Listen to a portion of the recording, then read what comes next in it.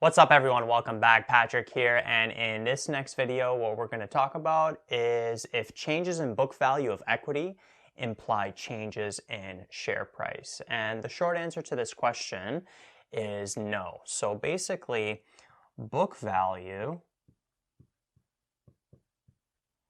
is based on historical values of assets, liabilities, and equity, while the share price, which is market value, and that's, by the way, another way this question could have been worded. They could have asked, do changes in book value of equity imply changes in market value of equity? Share price, market value of equity, same thing. The market value is based on investors' expectations of future performance.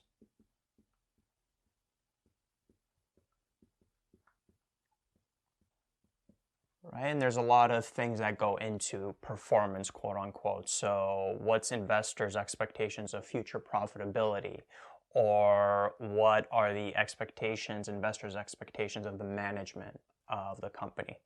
So a lot more goes into market value.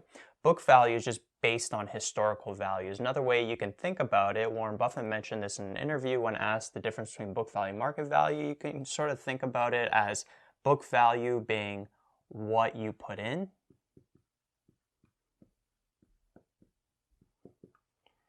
and then market value is what you can take out. Kind of a general way to look at it, but it may help you in remembering. Right? So for example,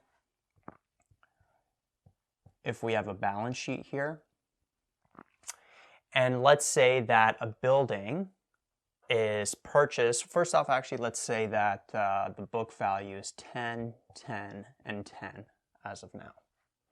And then let's say that a building is purchased for 5 and it's financed with debt, like that.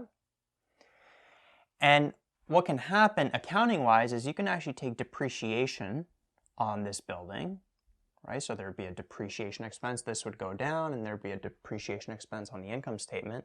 But in reality, maybe the value of this building is going up in terms of what it could resell on the market. And so the book value of that building may be lower than the actual market value. And investors would know that if they did their research.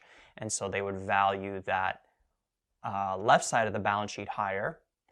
The liabilities wouldn't change. You're not taking on more debt. So that higher left side of the balance sheet would equal a higher equity value.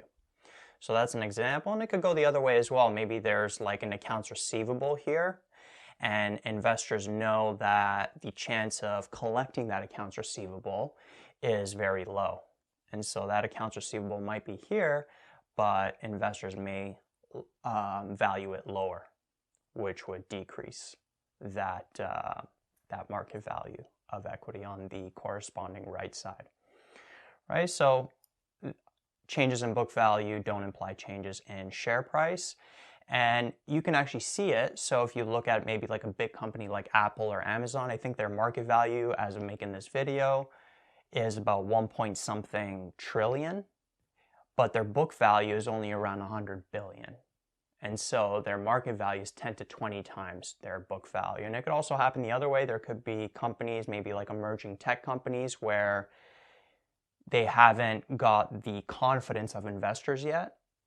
And so the market value may be lower than the book value. So it could happen the other way as well.